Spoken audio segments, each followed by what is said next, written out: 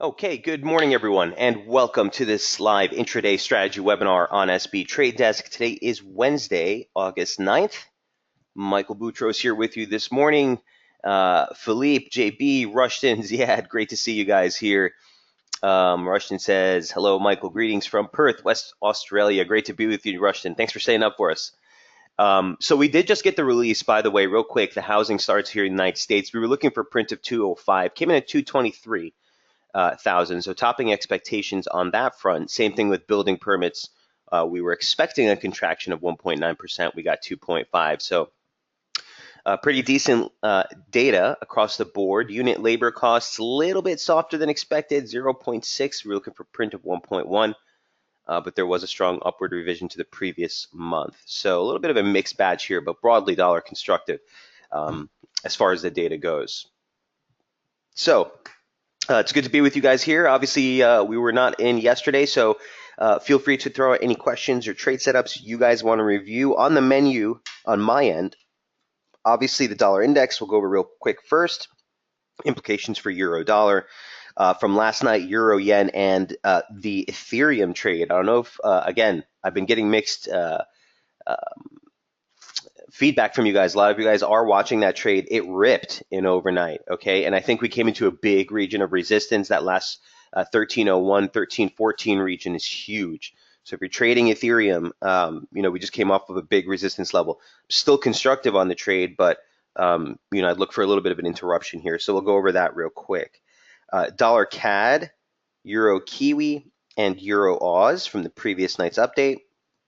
And then we did see last night Aussie yen break support. So I just want to review with you the subsequent levels we should be looking on that trade. Okay, anything else you didn't hear or any trades or setups you want to review? As always, feel free to throw them on the message board and we'll be more than happy to add them to the list. All right, let's jump in. I have to admit, it's been kind of a quiet start to the week. It's not really been all that awe-inspiring as far as price action is concerned. Look, this is going to happen. We're in the summer doldrums here, so we just need to kind of keep our fingers poised and ready to go and kind of have all our levels mapped out. So when the market does eventually start to really gather pace, we already know what we're looking for. Rushton wants to take a look at pound Aussie, which is not on the list, but it is now. Pound Aussie. I got you for Rushton. Okay. So let's jump right in. Here's what the index looked like yesterday. And if you guys remember, we've been looking for this 93 barrier. We talked about 92.62, which was another swing low. I think it was 2015. I'll show you in a moment. And even within the confines, so you had all that support down there, and even within the confines of the near-term slope, you had nice basic channel support. And that caught almost the exact low on last week. So we also talked about the fact that on a weekly basis, if you go back to the previous update, okay, on a weekly basis, we were coming into a big support, huge slope support, right? Same slope that we extended off the lows, so 2 touch points here, another pivot right there. Guess what? We closed the week well above that. If you were in the webinar yesterday on daily FX, I showed it to you, but I'll do it here again real quick. Again, looking at this objectively, guess what? We closed the week well above that region of confluence support.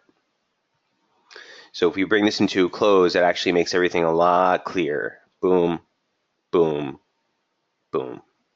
So I'm not saying I'm necessarily going to be like crazy bullish from here, but no, the upswing might have a little bit more to go. How do we assess that? How do we decide what we should be doing? Well, that's where we drill down into the near-term charts. So again, daily chart, still coming off support, but you're seeing resistance here, just basic slope resistance. Okay, that's holding. Well, near term, here's what the 4-hour looks like. There's that same channel that caught the lows last week. Guess what? We're riding it as resistance right now. And this is what we highlighted in last night's piece. Okay, so Last week's high was 99.77. That's kind of the level to, or excuse me, 93.77. That's kind of the level to beat, to even, from an objective standpoint. Hey, D, good morning. From even an objective standpoint, just to get bullish, kind of need to make a new high and really start to clear the previous week's high. And this is what it was. So my point to all this, guys, is that you have a really clean weekly opening range taking shape. Okay, look for a break of this high to validate the a little bit more of a recovery towards 94.08 would just be a soft target. But I'd be really looking for this median line right here, which on the daily is this median line. Okay, and that takes you basically as high as 94.50. Okay. Former 786, excuse me, retracement, by the way, of the advance. I took it off the near-term chart just for the sake of keeping this clean, but you're basically looking at this zone right here near 94.50. If we're finally make it out of this channel. At the end of the day, I hate cliches, but we're in the trend until we're not. So I can't get too confident. I can't get too excited about the breakout yet. We could see the U.S. markets open. This thing comes back into basic trendline support. But basically, the weekly opening range lows is what I want to stay constructive. Okay? With key support, I guess, at this point. Whoop, did not want to do that. Right here. Okay, if we break back below the 2016 low day close, 93, sayonara. This thing's probably going to fall apart again.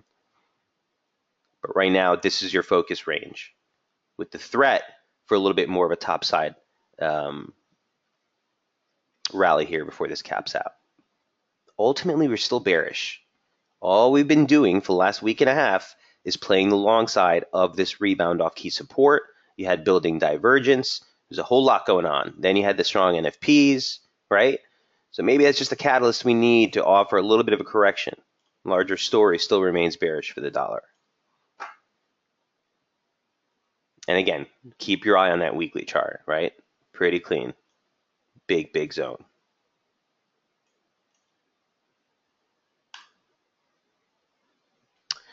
Questions. There was a big rip on the JOLTS report. The JOLTS report last night, says Russian.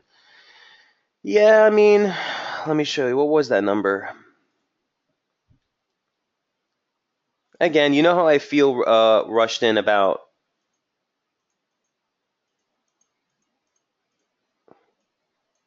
my Bloomberg terminal here is not really responding very well. Oh,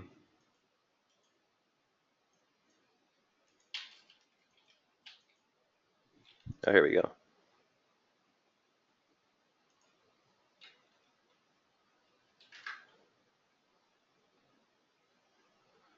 Yeah, I mean, the JOLTS openings were 61.63. We were looking for 57.50. They were super strong, for sure. But fuel to the fire, right? You know how I feel about this, Russian. These economic announcements are basically just events, right? They're catalysts for what the markets are doing. We were into support, so a good jobs number on Friday was just the catalyst, Even if we had gotten a bad number, I think if this thing would have broken down even further, it would have been a better fade opportunity even. But very rarely does one singular print offer a shift or a reversal in broader trend, unless that has to do with a shift in central bank policy. That will tend to move things. But yeah, I think it was just the catalyst you need. Also, one other thing to keep in mind, Russian, is the close of Europe. That print yesterday was at 10 o'clock. So as you go into the 11 o'clock hour, you start to get the close of Europe across the way there, and then as you get into 12, a lot of times that's when you'll see exhaustion on the daily trend. So if you're looking, for example, let's say you were long here, a lot of times the long stretch will start to peter out right as Europe is closing, and then you start to pull back, and vice versa into support. So always keep in mind, it's something we don't talk about enough, but the timing of the trades is very important as well. Does that help, Russian? It was a strong number. So yeah, it could have just fueled the fire of the rebound that we've been looking for in the dollar already. He says, okay, appreciate the approach. Hey, you're more than welcome. Okay, let's move right on. That is DXY number 1. Number 2, euro dollar. Lo and behold, the euro finally starts to make a move, but we're not out of the woods just yet. So here's the daily chart. Here's the euro from last night. This is one that we covered on Sunday. So again, as I always tell you guys, the daily chart's never more than one click away. Here's what the daily chart looked like. We talked about 1876 at length, guys, the 2010 low, and also converged on basic upslope resistance. So we got a nice reversal off that last week, shifted the focus to the downside near term.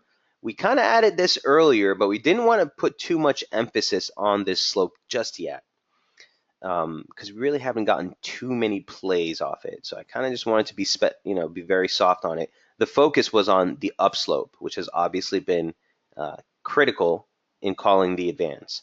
So we broke this near-term embedded channel, former channel support. Inherently, you're looking for resistance there, okay? And the move down to confirm. Well, we got it. Here's what it looked like yesterday. Came right into channel resistance or just shy of. We were looking for 1820s, I think is what we had quoted the night before, somewhere in that region, 1820, 1825. It's exactly where the trade petered out. And then we move lower right back into, again, the swing lows from last week, 117.23. The slope is still just lower. And that's what we're testing again today. Here's what the intraday chart looks like. So again, the daily chart, there's that slope. Was pivotal resistance before the break, tested it as support. I'm coming right into it right now. Intraday chart, by the way, finally, okay, last week we did get that break in the momentum trigger after some ongoing divergence, so a decent reversal signal in momentum. Taken to the intraday chart, there's that same level and there's that same support zone of slope. So at best, this thing has a very simple weekly opening range set just above slope support. All that means is that once we clear this, all the more conviction on maintaining a near-term downside bias, looking for that 116.16 level, which was the 2016 high. I'll zoom this all the way out so you can see it. Okay.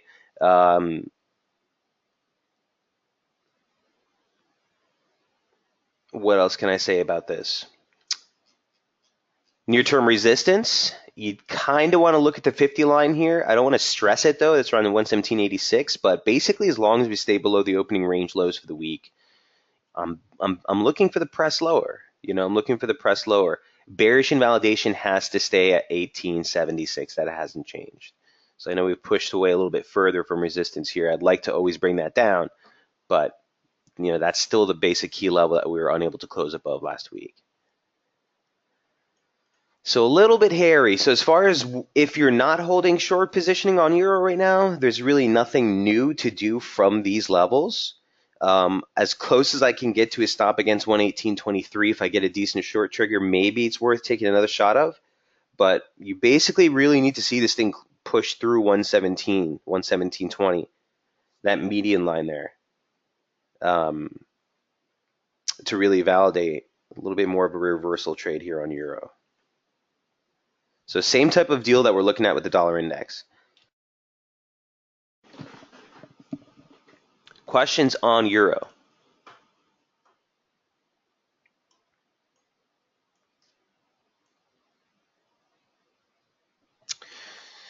Okay. What's the next step on tap? Euro yen, number 3. Here is what Sir Euro yen looks like. So on this trade, here's what the daily chart looks like. We've been following it here in the webinars, if you guys remember, and the basic region of resistance that I wanted to stay bearish below was 130.69, 130.70. Okay, this region here. The last update that we did on this was actually, it's been a while. Here's what it looked like earlier last month, and that we had rebounded perfectly off that region. It was making a nice consolidation pattern. I liked selling that consolidation pattern, but at the end of the day, whatever that broke, we'd have to respect. It inevitably did break to the upside, but it was still capped by that same slope. So we broke higher, went through 130.69, but slope caught it and it reversed sharply right back below. So we're right back where we started. We're right back where we started. Only the levels obviously need to be cleaned up a little bit. So here's what the daily chart looked like last night. We're coming to that initial support target now, 128.57. That's basic slope support, okay, former slope resistance, resistance, resistance, resistance, break, saw acceleration. It also comes in line very nicely with some of those swing lows from July. So that's the daily chart. Intraday chart looked like this. Again, a slope of which I wasn't too crazy about getting aggressive on, but guess what? You saw that 50 line caught perfect support. Rebound held at 130.69 again, okay? And there's the break of a basic slope support in near-term price. That really kept the bias looking lower. So we were checking near-term support yesterday as I was writing this, 129.75, but we were really looking for 128.88. It was going to be sort of a more bigger region, a longer-term 618, and then you had that huge confluence region here. Long story short, here's what it looks like now. Okay, came right into that region. We're kind of getting stuck and hung up there right now. Again, this is euro yen. It's a yen cross, so it's going to do abomination type things, as this thing always does. So, you know, here's the 120 look like, and here's the 120 looks like now.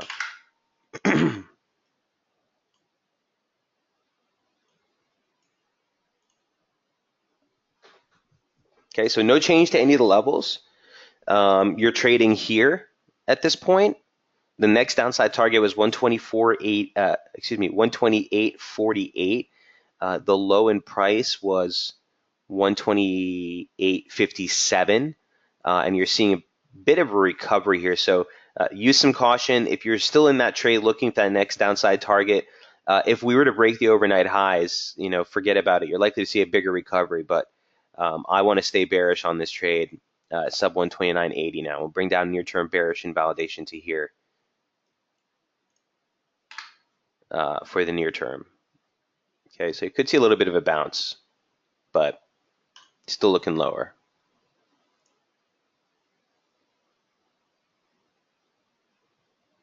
Now, remember, if the euro turns over, this could further propagate the trade to the downside even more so. Remember, euro dollar has not made a break of last week's low or even just the initial lows that we made in trade yesterday, where euro yen has obviously accelerated to the downside. So with that being said, if the euro starts to turn over, this is largely yen appreciation. If the euro adds to that, that could, like I said, again, further really validate a larger recovery for the yen, larger decline here for the euro. We shall see. Any questions on euro yen? All right, now comes the fun part. Again, Ethereum's been ridiculous.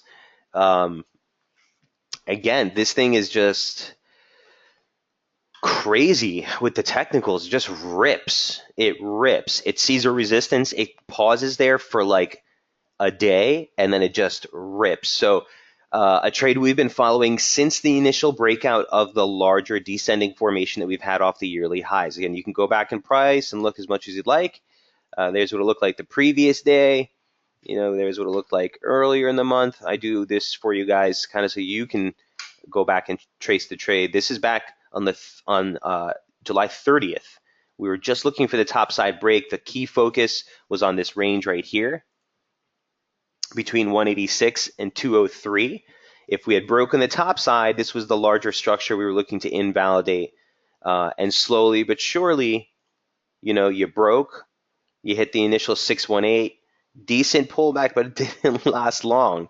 And then again, 235, 250 were targets to the upside. 262 next day. Whoops. Okay, there's the daily chart in algorithmic scale. I kind of want to look at that in algorithmic scale. And there was 269 and 262, key region of resistance. Okay, and this is where we were early in the week. Here's where I was looking for the pullback. Let me say that. Let me bring up the Ethereum chart now. This is where I was looking for price to pull back a little bit so I can get back on the long side. Whoops. Okay, right here. It didn't pull back for jack. This thing gave us like a $3 pullback. We were looking for 246 as just initial support for sort of an area of which maybe we'd start to look for just a start for an entry. Ethereum had better plans, plowed right through. 301 is a 618 retracement, but even bigger, and why I'm concerned right now a little bit more, is the 100% extension at 314. Market traded into 316 before sharply turning over an overnight trade. Why is that a little bit concerning? Well, that constitutes a 100% extension off the lows. So two equal legs. If this is correction, okay, if this is correctionary in nature, um, you know, that's where you'd expect to find resistance, and you got a pretty strong reaction. So, I think at least on the near term approach, you are at risk still for a pullback. I don't know. I know I said that here, but you're still constructive on the larger trade. But from here, you're still at risk for a pullback. Momentum is severely, obviously, recovered back from being in overbought conditions. I said that last night. As long as this thing was an overbought, that you don't want to kind of fight this. But at this point, you want to, you've topped that resistance structure and pulled right back. I'd be cautious well below 301. So you might see a couple of slopes here. This is the slope we've been working with for the breakout, right? There's another slope that I was looking at right here. And if you take that to slope resistance, it caught these two highs perfectly. And look where it converged. There's another reason why 301 for me was kind of a big, big level. So even if I attach it to this high now, take a parallel of that, guess what? That still catches it. So any way you slice it, it's just a good idea to curb your appetite, generally speaking, just for now, of the long side here in Ethereum.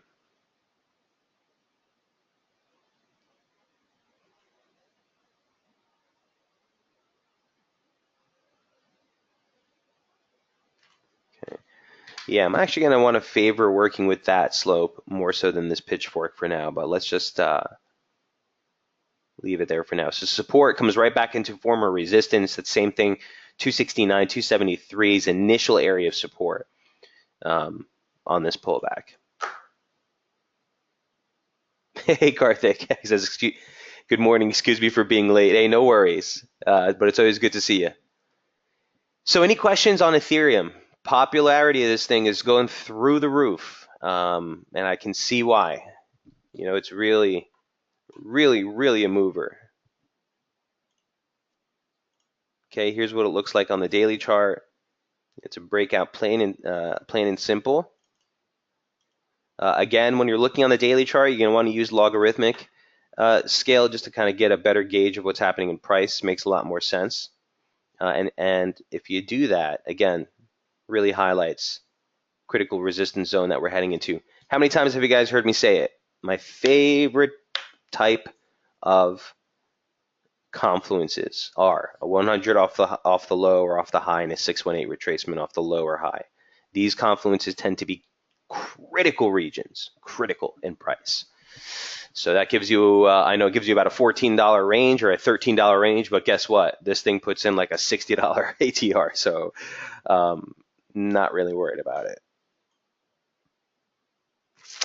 Okay, questions, comments, remarks? Going once, going twice. Let's jump back into the dollar crosses. Dollar CAD's going to be number 5. Taking a little bit of a pause. It's been a little bit boring for the last couple of, I want to say, since the start of the week. The initial ripper was nice, but it's kind of just testing my patience here. So we identified 2415.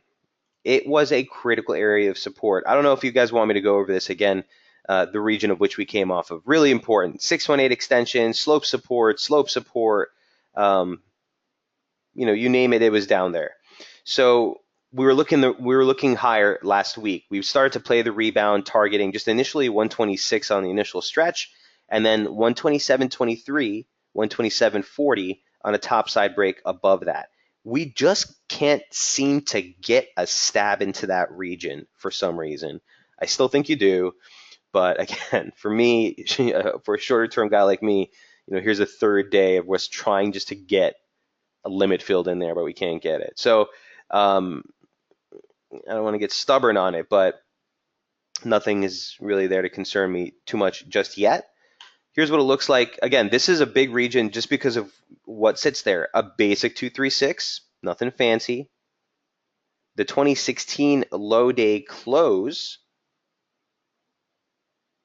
and of course, slope, support, support, support, break saw acceleration, resistance right into that confluence region. Okay, so it's a big zone. It's a big zone. We haven't gotten quite up there just yet. And I think that's where you risk a little bit, maybe more of a pullback on the rebound that we're seeing here in dollar CAD. So if we go back to the previous night's update on dollar CAD, okay, we had just stretched into it to start the week.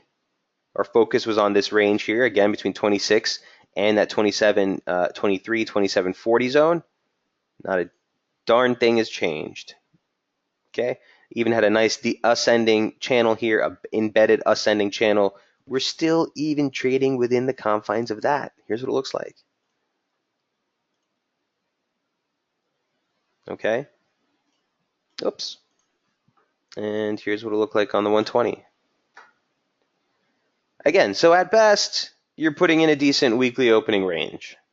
You want to bring up that near-term support. This is the weekly opening range low, but you can see here, obviously, basic channel support. 1, 2, 3, 4 touches is resistance, 2 touches is support, so I like that channel. And key resistance still right here. So, even though technically the opening range highs are like 27.15, this is going to be the resistance zone that you need to clear. Okay. And again, remember, the break or the breach of an ascending formation will oftentimes be the sharpest part of the rally. So if we do break through this, I really don't expect much trouble there. I think that's a big level. If we do clear, you'd probably see this thing really just stretch a lot higher. If we break below basically the swing low that we just made an overnight trade, like 26.67, which is actually last week's high. But if we were to break below that region, I would want to go neutral. I don't want to necessarily get bearish because this could be just a break of descending channel resistance, check it as support, and then rally higher. So if we break here, we'll go neutral. But if it gets deep below the weekly opening range lows, I mean that's kind of means this might be over and done with.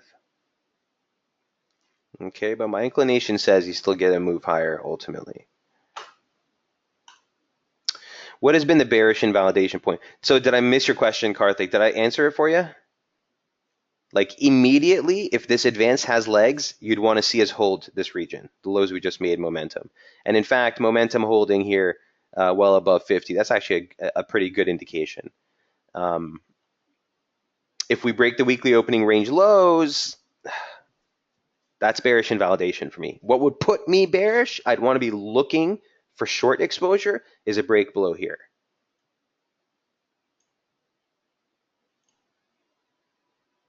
Okay, so this is near-term support, bullish invalidation for the immediate advance, and then this is the broader bullish invalidation for the entire rebound. Bearish invalidation, you're talking about, Karthik, for the broader trend. I mean, that's far away, man. This thing would have to clear.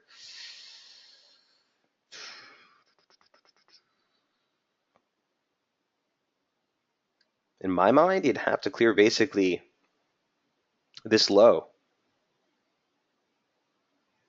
like this region here, for you to invalidate the broader downtrend. And you know what? Even then, it still might be a broader recovery. Again, that's not my specialty, Karthik. I don't really look at the trends to stay in trades for that long, but this thing broke a multi-year slope.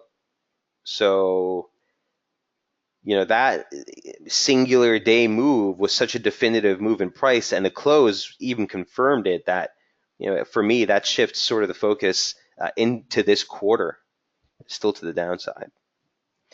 Philippe Aussie Key, I haven't looked at it. I know Jamie did recently, so let me see if I have time and write it down here for Philippe. Gotcha. Karthik, does that make sense? He says thank you. Okay, cool. So long story short, dollar CAD, look for resistance at 127.23, 127.40. If that pops, good. If it doesn't, near-term support, like I said, look for this low here initially at 126.67, 126.28 being the opening range low. Next up on tap is Euro Kiwi. Euro Kiwi looks like this. Another boring one since we published about this. It kind of hasn't done much. Just snap the chart for you. There we go. Okay, so here's what Euro Kiwi looked like earlier in the week. All we wanted to highlight was this major resistance level that we were coming into. Okay, you had slope resistance, kind of seemed like we were breaching through. On the near-term chart, however, you had some building divergence, and then you had near-term upslope resistance just higher. Okay, well, we started to kiss that and dabble with it, moved a little bit lower, and now we're just doing the dance. So you've seen the euro weakness alongside obviously Kiwi weakness. So it's been trouble. It's really been hard, to be able to get a definitive, conviction bias on the near-term price. Here's what it looks like now. It's not really pretty.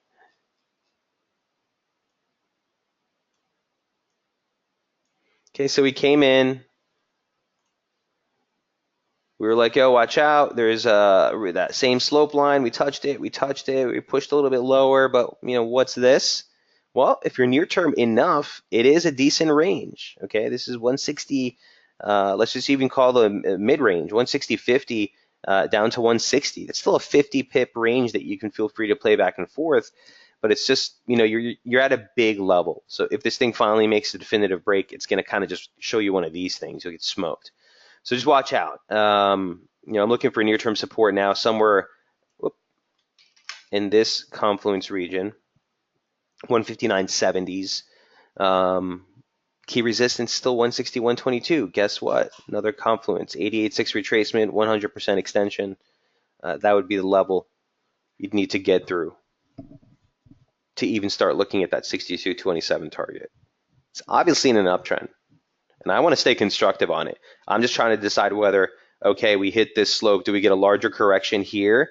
And then maybe start to look for, re-entries somewhere in this region, right? For the long side again? Or are we just going to get this shallow pullback and channel support and then move higher? So you're really looking for a definitive break basically of this near-term range. And you'll get it. Market's going to take its time, but you'll get it. Keep in mind the RBNZ is on tap later tonight. So with everything that's been going on, it's really going to be interesting to see. I'm pretty sure they're going to use a very strong verbal intervention to try to talk down some of the strength they're seeing in the Kiwi here.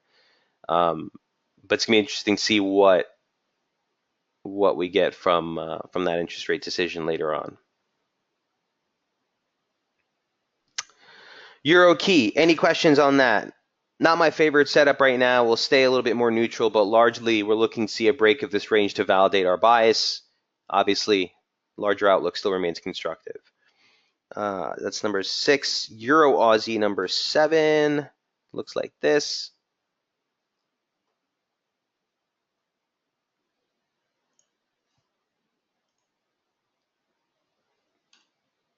Okay. Basic. Slope resistance. Tested once, tested thrice. On this attempt, you had upslope resistance, which was also converging on that region. And basically, the immediate advance is at risk while below this. Now, it's great because the weekly opening range is taking shape below that level. Well, if you look at this at a near-term chart, it gets even better, okay? Because now, heading deeper into this week, that same slope resistance converges on, guess what it is? My favorite confluence, the 100% extension off the low, the 618 retracement off the high. That gives you 149.17 into 149.23. We started off the week saying that's resistance and watch out. Even if you were to get a spike above, that trend line's still there. So basically, you're looking for some sort of reaction off this region. If we were to break below this support zone, it would kind of validate a little bit more of a downside near-term bias. Well, we opened the week, we rallied right into that region. That's what I'm going to consider now the weekly opening range highs. The pullback found support right there, right ahead of it by a couple of pips, and then pulled out. You're looking for a break of this range. If we are clear the upside, there's a lot of room. I don't really have anything until 151. You might see a little interruption at 150.30, but you're basically looking at these targets. But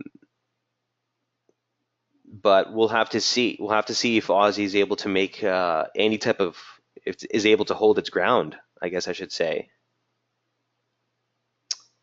on this trade. So another one where, unfortunately, the week still is pretty, rangy, let's call it. But the month is young, and I'm sure we'll get that spike in volatility at some point. Mike, could you clarify your 100% extension right here? So this is the initial leg up right off the low. 1, 2, 3. Okay, so this is off the low from July. Boom, boom, boom. That's the 100. So that's 2 equal legs up. And when that converges on a longer dated 618 retracement, these tend to be critical confluence regions in price. And in actuality, again, this is not why it's an important region. They just tend to highlight a region that's important. And that's one thing about technical analysis that everyone always will kind of, throw out the window. It's not a critical region because there's a fib there. No, that fib is highlighting a region in price that's important. And you could, don't take my word for anything ever. Go back in price action and look. If I were to remove these levels altogether, this is still a pretty big pivot in price, right? Well, there's resistance, the break saw acceleration, there's support, support, support, break, pivot, break, and here we are as resistance again. So the fact that these retracements and extensions are overlapping is further highlighting this region of significance. So again, another one we have to wait to see the guidance on the break for the medium-term bias as far as what we want to look at. But for the near term, your focus is on this basic slope support and resistance into 149.23. That is 5, 6. Number 7. Number 8, really quick, just want to touch on Aussie yen. That did make a break of support.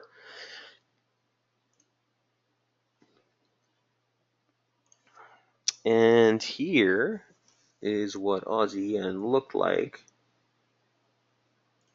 earlier.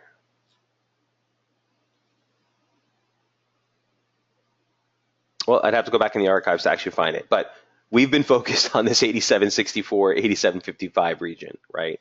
And that's the level of which we were looking at for the initial pullback. We found perfect support there late in last month before rebounding right back into the upper parallel. Again, we came into it earlier last week. We highlighted the region. It was converging on the median line. We sat there. We closed the week just above it.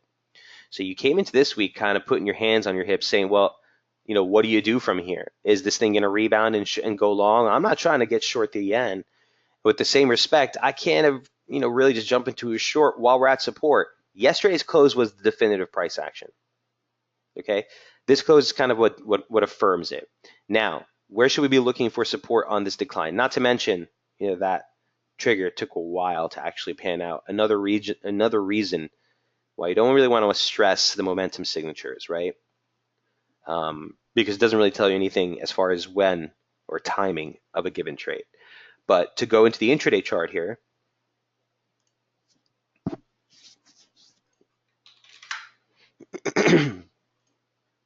okay, within the confines, so this is the larger ascending median line formation we were looking at on that daily chart.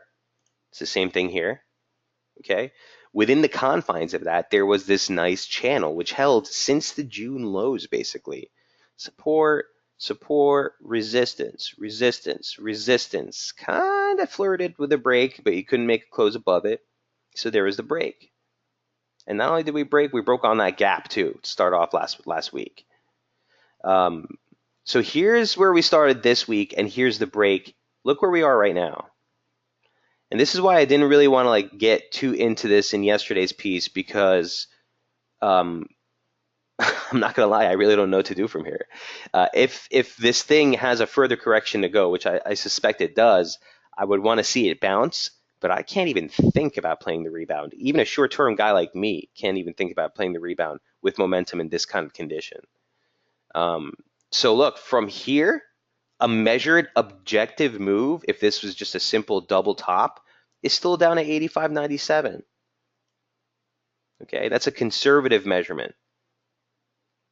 And then you have obviously really sweet pivot in price here, just objective, and that's just below the 86 handle. So the levels are like pretty clean. How you would attack the trade if you're looking for fresh exposure from here, you know, guys, I can't really advocate for it. So I guess if you're not already in it, we kind of need to see where this settles out. If we hold near 86 or even the lower parallel, that might be an area of which maybe you would start to think a little bit more along the lines of a larger rebound.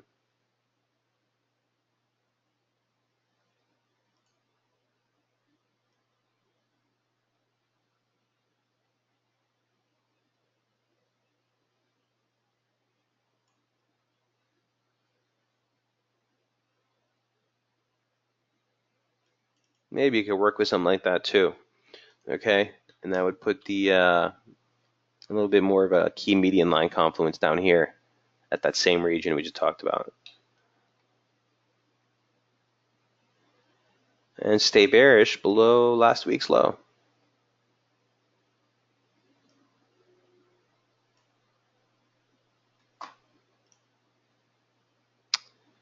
All right, any questions on Aussie yen? Again, inevitably, a trade I love to the upside, long term.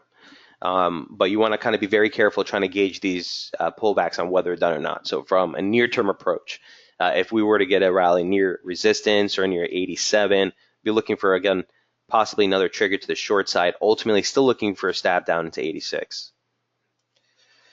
Okay, that's number 8. Rushton, let's jump into your questions here. We got a good time left. He wanted to look at pound Aussie. Pound Aussie. Oh, we didn't look at Kiwi dollar, and the RBNZ is on tap, so we will do that too. Let me just write that down. Again, I'm sure Jamie is going to be covering that with you. Remember, guys, he's on tap later today with the midweek strategy webinar as well. But pound Aussie here for Rushton. Pound Oz.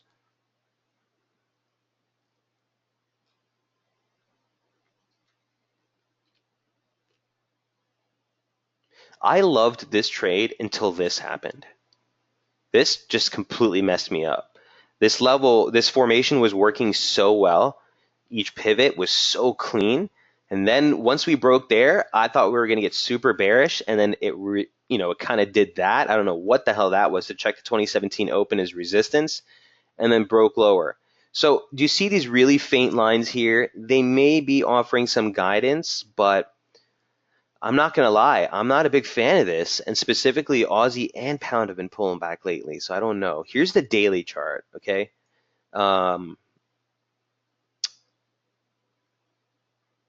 Rushton, he says LOL. I mean, I'm just being completely frank with you. I'm always going to tell you my true opinion.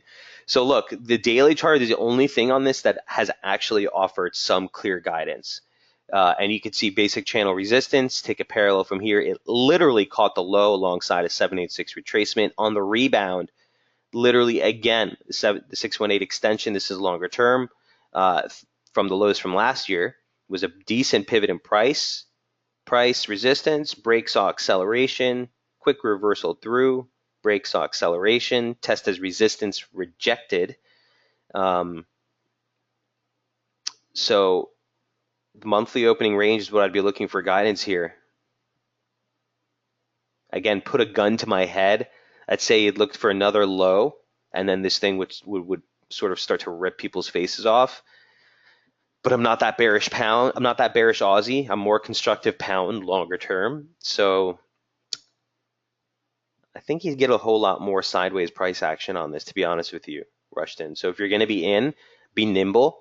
Um, Note that it is a wider ATR, so you do have the room to play. But if you're going to be trying to take advantage of longer term swing type of trend moves, I just don't think this is the best pair right now, in my humble opinion. Rushton, does that make sense? Does that help?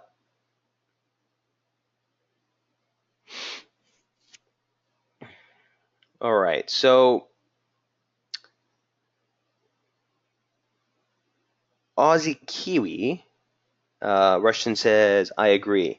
Yeah, cheers, mate. Again, it's a great pair once you get some definitive price action and it's in a well-defined technical formation. But until then, let's wait.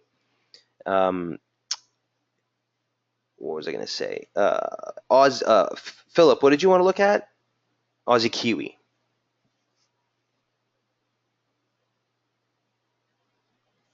Real quick, hold on one sec, Philip. Let me just look at this for Rushton. He says you're really just looking at the short term.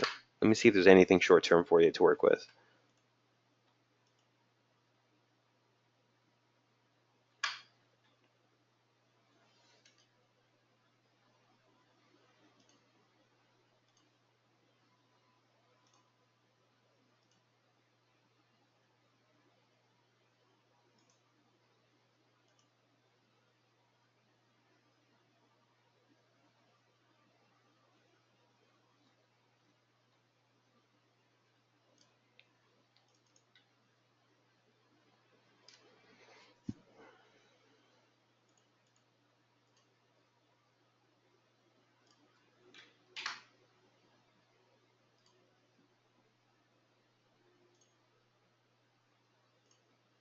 Ooh, 71.22 has just always been the 2017 Open. It's come up like a million times on price as a critical juncture for this thing.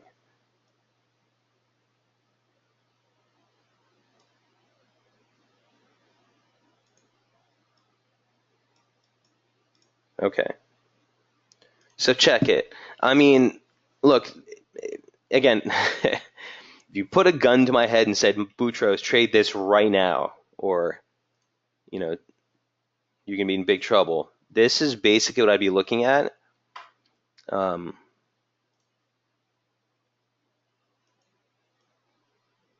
Something like that.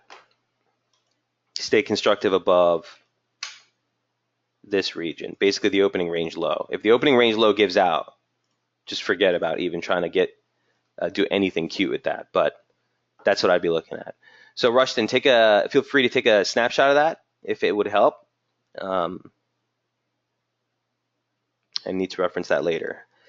All right, Philip. Now I'm back to you, my man. I'm getting to know this pair better as I grow. Cheers. Thanks, Mike. Yeah, you're more than welcome.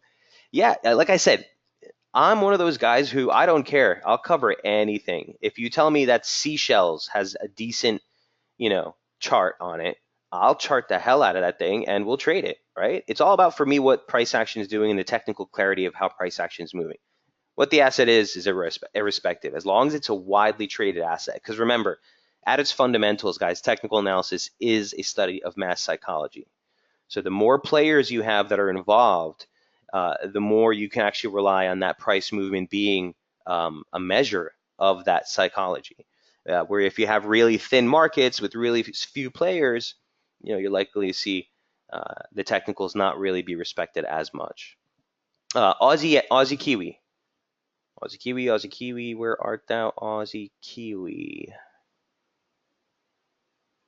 I thought I had this in alphabetical order. There it is. Okay. Oh, Aussie Kiwi. She's a tricky one these days. She is a tricky one these days.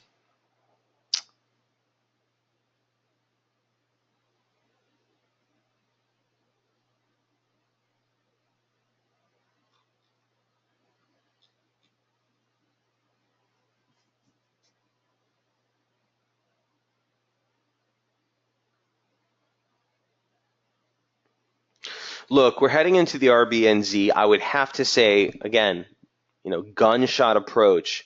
I like staying constructive on this trade. I just think it's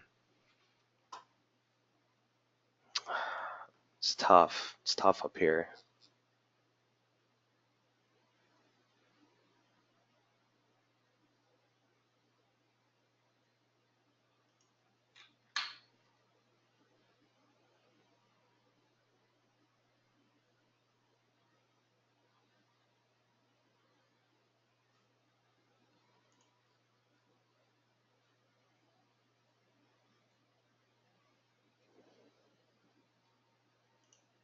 Yeah, I'm gonna stay neutral on this one. Who is this for, Philippe? If you have a second, can you look at Aussie Kiwi, please? Yeah, I don't really have a very strong opinion on this at all. And when I do, I tell you, this is just for me. Remember, we were playing with that slope of influence, the 2014 slope of influence. We were playing with that for years, literally years. This year, it hasn't been all that clean, right? It was support here, and then we broke it. It was a nice drop off, but then slope support off that with the same, gradient didn't really do much. On the way up, now this same slope, which reacted to so nicely, didn't do much. So like, if we're breaking this resistance, well, we reversed on an outside day reversal the last time we tried to break above it. So what is this? Is this legit now? I don't know. I don't know. The last time, like I said, we tried to do this, we posted an outside day reversal, which is super bearish.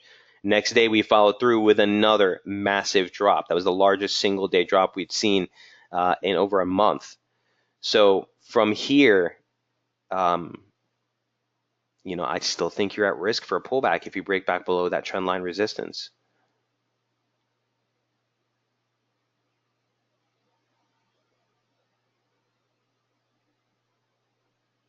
He says, thanks for checking. It wasn't clear for me either, but I wanted to confirm. Yeah, Philippe, anytime, my man. And always remember, guys, there's nothing wrong with having a neutral bias. That and being flat is a position. I know, again, I hate cliches, but if there's, a pair is you're really interested in a pair. I'm a guy who loves the Aussie. Most of the trades I've made throughout the history of my entire career have been in Aussie dollar. But guess what? Sometimes there's no clarity in Aussie. Sometimes the technicals just aren't there. So I'll look elsewhere. You don't want to tie yourself down. And this is one of those trades where, yeah, when it's clear, it's great. But we just noted with that pound cross earlier, pound Aussie at these levels from here, I just don't see it. I just don't see it. Who wants to look at pound yen? Karthik, here's pound yen.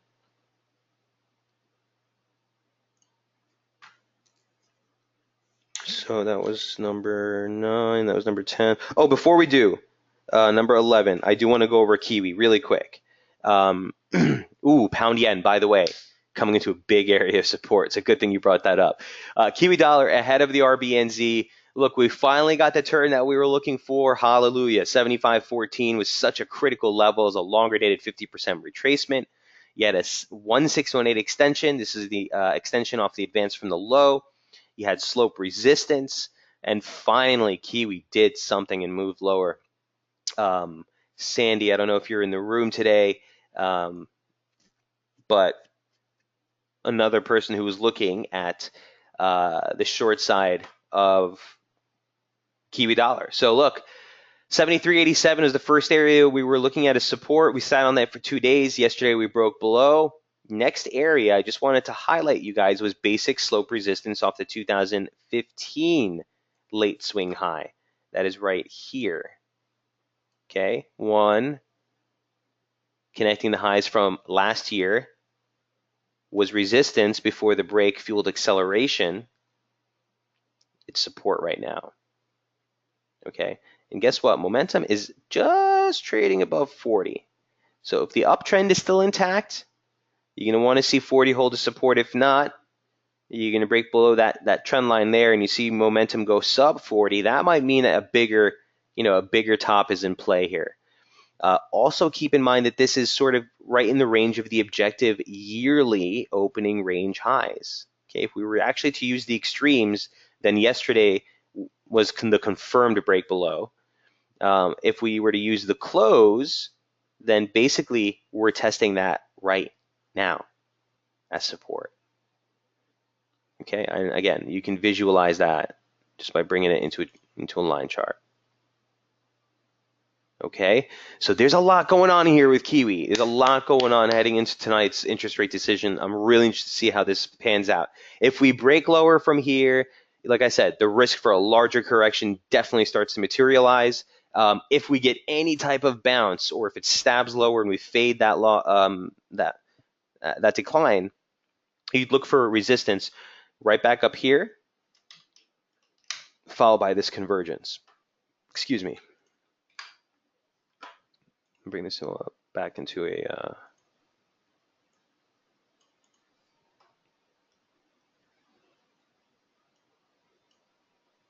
okay. That's resistance. A break lower, again, the targets are kind of unchanged here. Look at those levels. You're gonna see that 38.2 comes in at 72.50. You got that slope just below it, sort of like 72. 72, that's 72.50. This is about 72.75. So watch both of those if we were just to collapse lower. But here's what the near-term chart looks like.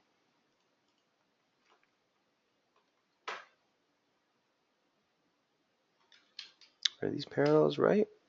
No, I don't know why it does that sometimes, but as usual.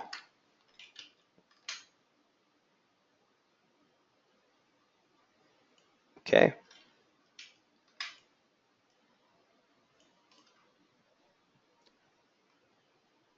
So heading into the interest rate decision, 73 is that same trend line we were just talking about. Okay. 72.75 is going to be that 38.2 retracement. Okay.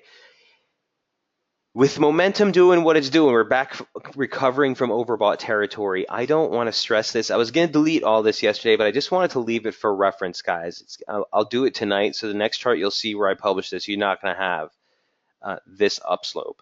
I kind of just have lost. It's just the efficacy of it, I think, is not really there anymore. So we're going to see if we can get any new structure to decline. But as it stands, focus remains lower sub 73.80. It's really the emphasis is on a break below 72.75 to get this thing going lower. But we'll have to see what the RBNZ says. As usual, the focus is going to be on the accompanying commentary.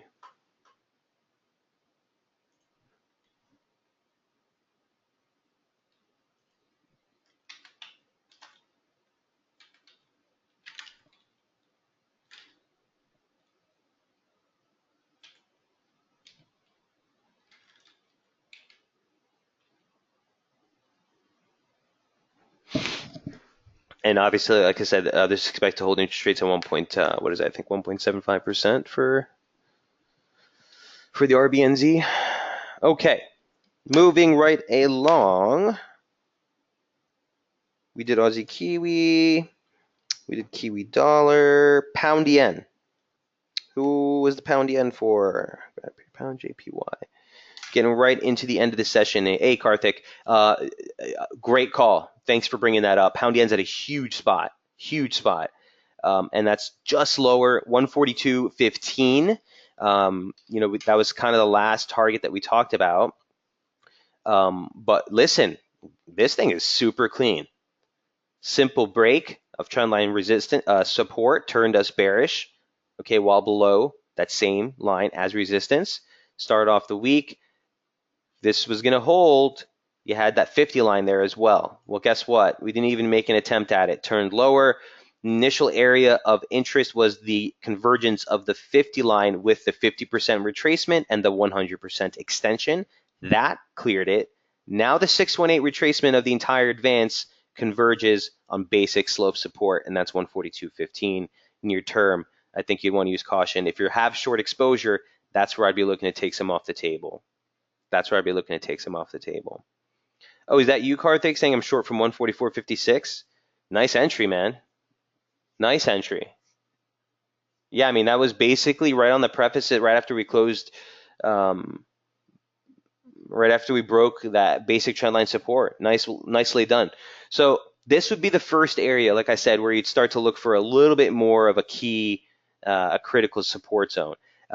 Keep in mind, just lower Karthik, right around 140, what is that, 140, 170, let's call it, is the 200-day moving average. And that, in this pair, has been ridiculous support. Ridiculous support. Look at that. Support, pivot break, support, pivot break, support, pretty close to support, perfect support, and that's just lower. So even if you get a stab there, be cautious, man. What target you suggest? Again, I can't tell you exactly where to get in and out, but I would tell you right now, if I'm short from my standpoint, from where you are, 142, just above 142.15, so maybe 142.20, I'd take some off, and then I'd leave a little on just above that 200-day moving average. So if it spills low or it stabs the 200-day, you'll still get out on that. But it's a big level.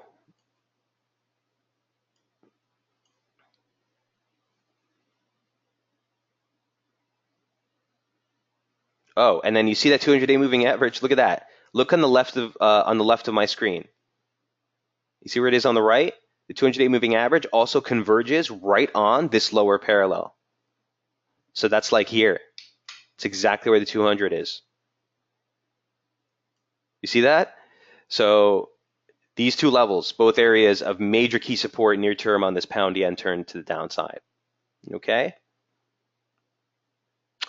All right, guys, and I am over on time. We're going to wrap it up there. Don't forget, Jamie's up on tap at 11 o'clock with the midweek strategy webinar to go over a little bit more of the wider, longer-term swing trades that we've been getting to. He's been killing it lately, so he will get a chance to also go through gold and crude. I got to go, Karthik. Time's up for me. Really quick, here's what gold looks like. It looks like we are breaking the upside to that advance after checking that basic trendline support or resistance as support. So, I'd still be cautious just because if the dollar starts to rally a little bit more and we do get that upside break, you might see the top side of gold really be limited. Unless you see equities turn over a little bit more. So we'll go over that in a little bit more emphasis tomorrow. Don't forget, again, you can always ask Jamie in just a few hours. Cheers. Have a great day to you as well, Rushton. I'll see you guys all tomorrow morning. Cheers.